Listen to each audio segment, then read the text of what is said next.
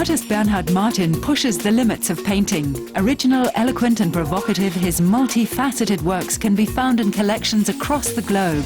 Now he's got his first solo exhibition in Germany.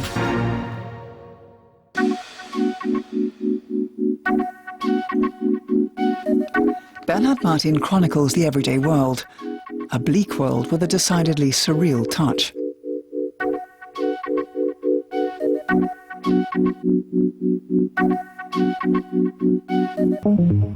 Dying nature becomes part of strident, nightmarish images, with a strange, unearthly beauty.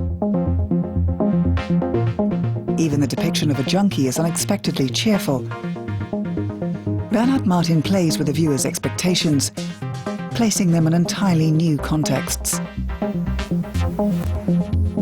I'm not painting posters to protest against some kind of injustice. These pictures are more philosophical. Martin seeks confrontation in his art. His style is traditional, often mixed with startling images. A business executive in a suit, as death, for instance. The city of Wolfsburg recently awarded Martin its prestigious art prize. Now the painter's works can be seen in a solo exhibition in the Wolfsburg Municipal Gallery. A change of scene, Berlin's trendy Prenzlauer Berg district. Martin has spent the past 5 years living and working in this large, bright studio.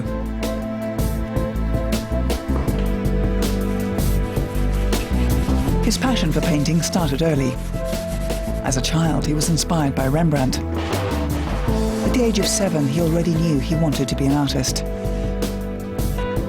And at 15, he quit school and left his middle-class home to be on his own and study art.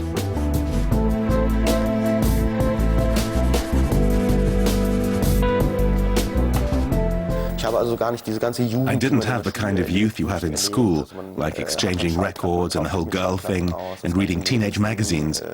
I was so far removed from that reality and the images connected with it. I'd begun to study art when I was 15, and the only themes I dealt with were the visual worlds of the old masters. That was my visual world.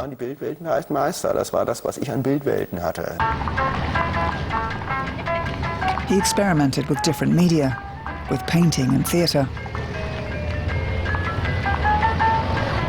Then he began to travel.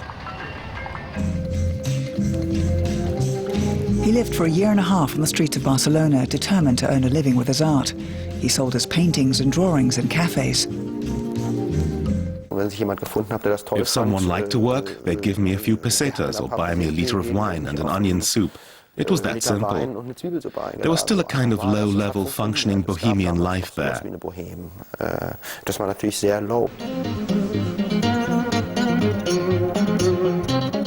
The political commentaries in Martin's works are laced with irony.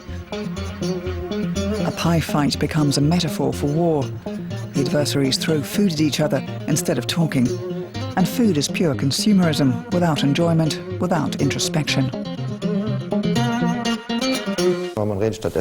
Instead, people talk about wine, and they talk about food during meals, which I find utterly boring and presumptuous. Just turn on the TV. The cooking shows start in the morning. At the same time, we're confronted with news about how we're overfishing the oceans and eating ourselves to death, about obesity versus anorexia.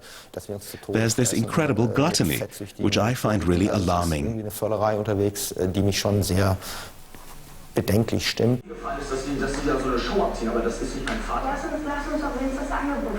But Bernhard Martin isn't the kind of artist who takes a critical stance on everything and everyone.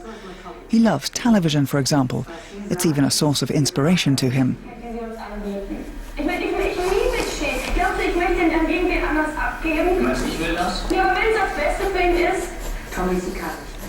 He also gets ideas from the works of other artists.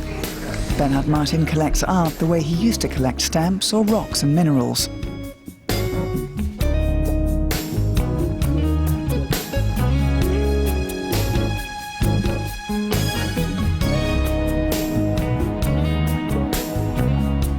While he's had to cut back a bit recently, he's also begun to feel a financial crisis.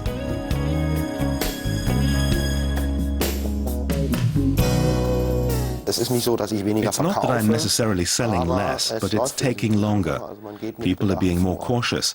A year and a half ago, a work would have basically gone straight from the wall of my studio to the wall at the art fair and then onto the collector's wall.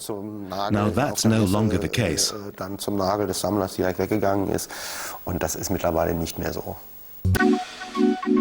Bernhard Martin is reluctant to be placed in any category.